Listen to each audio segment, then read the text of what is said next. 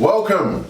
So we're back again for another update. I wasn't going to do this video, but since the last video, a lot has changed, a lot has been revealed, so it's only right that I update you to let you know exactly what's happened.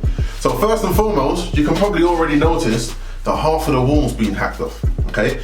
And the reason for that is because once we stripped it back and we tested the property for damp, the whole downstairs of the property was absolutely riddled in damp, yeah? So what we've had to do is hack off the walls a meter high, just so when the damp people come, they can do a damp course into the wall. So what they do is technically drill holes into the wall, drill holes into the wall, fill it with some damp treatment and do other treatments to it, just so none of the damp comes through, okay? But without me talking, let's go around to the property so I can show you exactly what we've done and the updates so far. Let's go.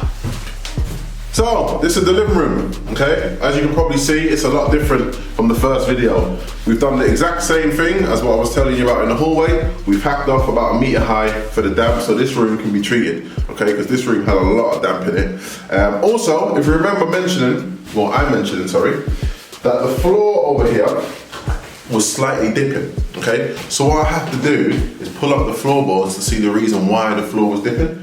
And what we come to realize, whoever these cowboys was, yeah, before I bought the property, they only had 2 joists in the floor. Two joists in the floor. It's meant to be 5, all right? And the 2 joists didn't even run into the wall. Didn't even run into the wall, okay? So what I have to do is literally rebuild the whole front rear end of the property just so the floor is stable and solid, okay? So I've got a carpenter in there that has done that.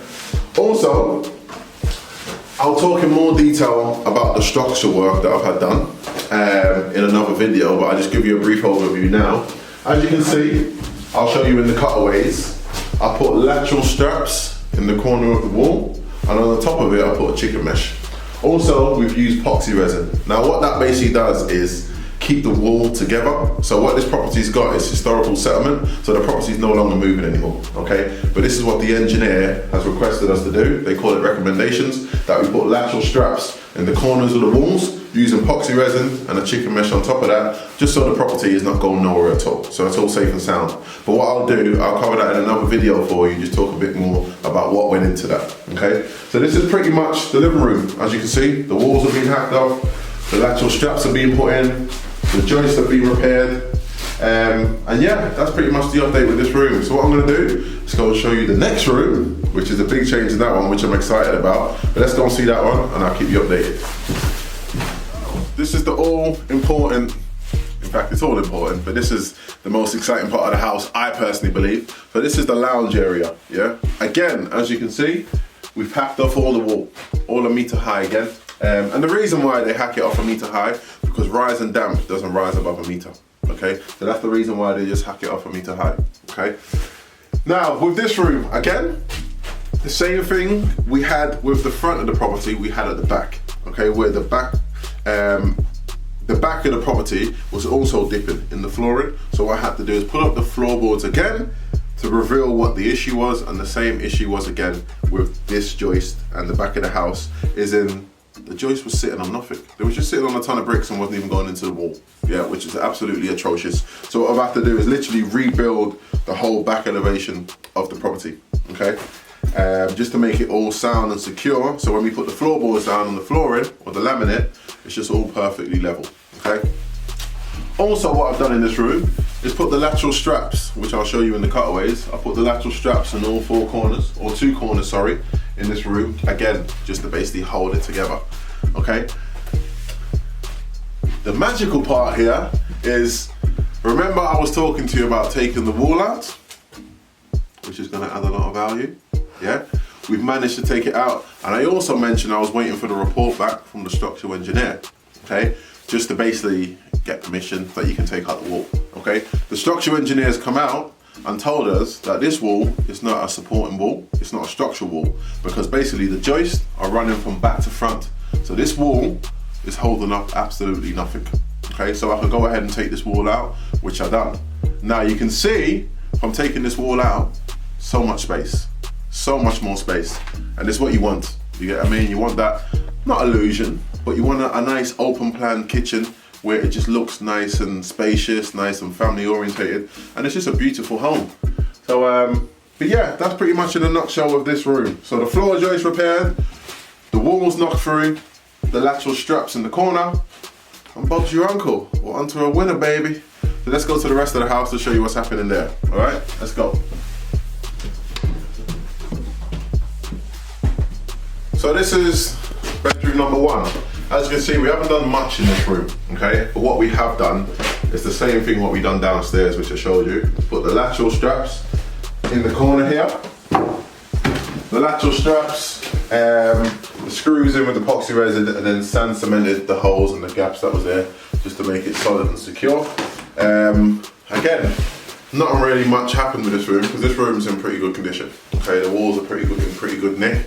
So all I'm really doing is putting the floor in, replastering this, and Bob's your uncle. So, but yeah, well, I've noticed the lighting's a lot better in this room, isn't it? I must look better in the light. So anyway, let's go to the next room so I can show you what happens with that one. All right, let's go. Jeez, I'm not only just a property builder, I've got moves too. No, I'm playing. But anyway, this is the master bedroom. Okay, I've done quite a bit of work to this, or quite a bit of work or quite a bit of stripping back. Okay, so what I've had to do, first and foremost, like I mentioned in the other rooms, I've had to also put the lateral straps in the corner of this room. Okay, as you probably recall from the last video, did I put it in the last video? Maybe, maybe not, but I'll show you again. It had a massive crack going from the top to the bottom of this wall. Okay, I thought it was a major issue. The structural engineer come out and said, look, you've had a built-in wardrobe that was there, so what's happened is, you've ripped out the inbuilt wardrobe, and it's took out all the mortar, all the sand cement that was in between the bricks. That's all that was, literally. So I was happy about that. But what he's required, because it had historical settlement, he just wanted all these walls to be strapped, okay? Hence the reason why I put the lateral straps in there with epoxy resin, and then sand cemented the whole wall, okay? So it's all nice and sound. Also, what I have to do is put a suspended ceiling in, because the ceiling that I had before, in the loft, they've got thin joists, so when people are walking across the loft, what was happening was it was causing the ceiling to drop, okay? So the ceiling had what you call like a belly in it. So all I've had to put is a suspended ceiling in place using timber pieces of wood, and then it's gonna have floorboards and stuff going across, just to create a new ceiling, okay? Also, what I managed to do, going on to it again, this wall, which I spoke about in the last video, had to completely strip back to brick. Can you see me now? Because it looks like you're aiming over there. Can you aim this way, please? Focus on me, not the wall. Thank you very much. So what I've had to do is strip the wall back to brick, okay? Because what I had, which I mentioned in the last video, there was a leak coming in from the loft, and it basically wet the whole wall, okay? So I needed to know where the water spread to and how much of the wall was damaged. So I stripped it all back, which is pretty easy because it was all moist and it was all just falling down, so it had to come up, okay? Which I'll show you again in the cutaway. Also, we had this wall, which was atrocious, okay? You can literally just peel it off.